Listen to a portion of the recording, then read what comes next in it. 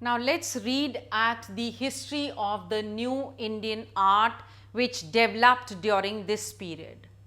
First of all, you have to understand that in Bengal, the artists around Kalighat used to paint scroll paintings. That is a long roll of paper which could be rolled. That was called as the scroll painting. And the paintings at Kalighat were done by the painters who were called Patuas or called as Kumaharas or Kumhars in North India. And these people, since they had lost their old patronage, that is they had run away from the courts, so when Calcutta was becoming a flourishing city, new developments were taking place, it was becoming a commercial hub, so they came here and gathered around Kalighat looking for new patrons in the newly developed Calcutta. Now before 19th century, these Patuas or these painters of Kalighat, they used to paint all mythological themes, that is of gods and goddesses. But the paintings did not look very real in nature. They did not look real because the painters did not go carefully into the lines and the various other things required to make the painting look real. Most of the paintings looked flat, they were not rounded.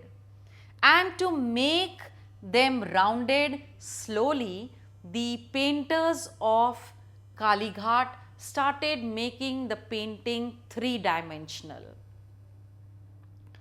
But after 1850, we see that these painters took a new turn. Altogether, a different paintings appeared, and that is they started painting on the social and political issues of India. They started making fun of the British ways in India. They started making fun of all those people who were trying to imbibe the British ways. The way the Indians wanted to look like babus, the way they sat on the chairs, the way they wanted to speak the English language.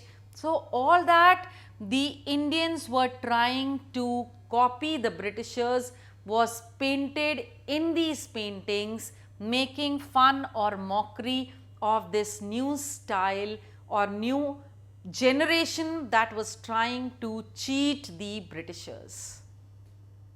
Slowly, now what happened is that they started engraved paintings in India.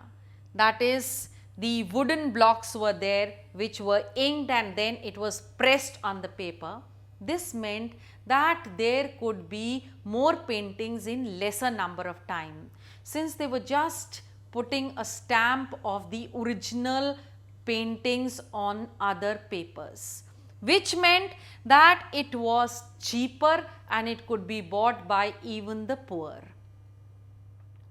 Later on came the printing presses in India, which made these printings to be reached to the poor people in India more easy.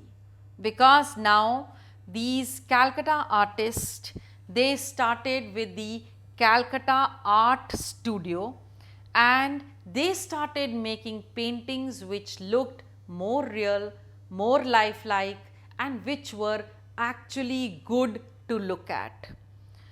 Now, this means slowly and slowly the paintings are reaching the poorer section of the Indian society, and sometimes if you have to give an example, you have to remember about the calendars which are available wherein the Indian gods and goddesses are painted.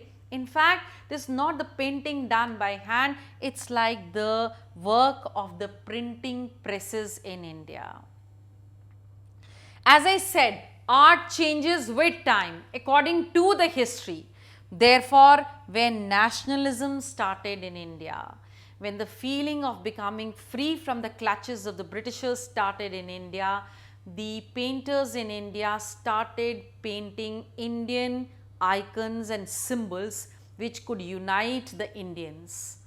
and they painted Bharat Mata, who was shown in ropes, and it was to see that the Indians had to free Bharat Mata from the clutches of the Britishers. Sometimes the Indians were shown as if they were trying to save Bharat Mata from the swords and guns of the Britishers. So there were various ways to show that Bharat Mata was all in chains at this time. Therefore, that's about the new Indian art that you had to learn about.